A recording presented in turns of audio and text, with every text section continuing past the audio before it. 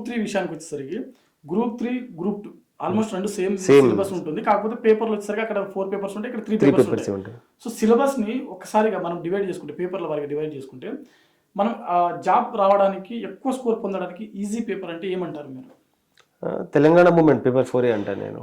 అంటే group 2 okay 3లో అయితే నేనైతే ఎకానమీలో ఎక్కువ స్కోర్ చేశాను. మరి డిఫరెంట్ పీపుల్కి ఎలా ఉంటుందో, కొంతమందికి పేపర్ 1కి ఎక్కువ వస్తుంది, కొంతమంది పేపర్ 2, కొంతమంది పేపర్ 3కి.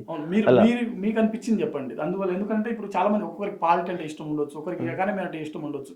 సో ఇప్పుడు అప్కమింగ్ ఎగ్జామ్స్లో స్టూడెంట్స్ ఏ సబ్జెక్టులు ఏ పేపర్ మీద ఎక్కువ ఫోకస్ చేస్తే ఎక్కువ మార్కులు పొందడానికి అవకాశం ఉంటుంది ఒక లాజిక్ తోటి?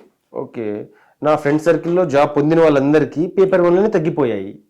అందరికి 60sలోనే వచ్చేసాయి. ఇంకా మిగతా పేపర్లు అంటే 90s 100s కొట్టేశారు. సో పేపర్ 1 మీద ఫోకస్ చేయాలి మీరు ఖచ్చితంగా. ఎందుకంటే అందులో మ్యాథ్స్ ఉంటుంది, ఇంటర్నేషనల్ రిలేషన్స్, కరెంట్ అఫైర్స్ అన్ని మిక్స్ అయి ఉంటుంది. కాబట్టి చాలా మంది ర్యాంకర్లు నా ఫ్రెండ్స్ కూడా 65, 68 కూడా దాటలేదు. అంటే అక్కడ ఆ పేపర్ అలా ఆపేస్తుంది. సో పేపర్ 1 మీద బాగా ఫోకస్ చేయండి. గ్రూప్ 2 అయినా గ్రూప్ 3 అయినా మీరు పేపర్ 1 ఖచ్చితంగా ఫోకస్ చేయాల్సిందే. ఇప్పుడు పేపర్ 2లో పాలిటీ ఎలా ఉంటుంది కాబట్టి అది స్కోర్ చాలా మంది చేస్తారు. సో కొంతమందికి ఎకానమీ చాలా భయము. నా ఫ్రెండ్స్లో చాలా మంది సర్వీస్ వచ్చిన వాళ్ళు, రాని వాళ్ళు ఎకానమీలో 80 క్రాస్ చేయలేకపోయారు.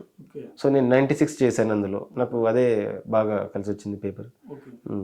సో ఎకానమీ విషయానికి వచ్చేసరికి, సో ఇప్పుడు మనకు మార్కెట్లో బుక్స్ కూడా చాలా నెంబర్ ఆఫ్ అవైలబుల్లో ఉన్నాయి.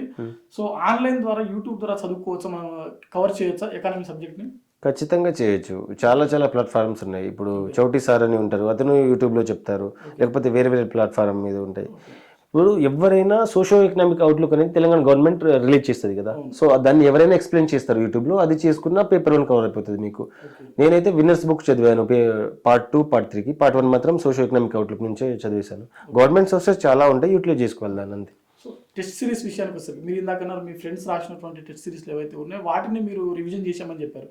సో టెస్ట్ సిరీస్ ఎక్కువగా రాయడం వల్ల అభ్యర్థికి ఏమైనా ఉపయోగం ఎలా ఉంటుంది? ఒకసారి ప్రాక్టీస్ అవుతుంది. ఇప్పుడు ఏ విషయమైనా మల్టిపుల్ టైం రివిజన్ చేస్తే అది గుర్తుంటుంది కదా.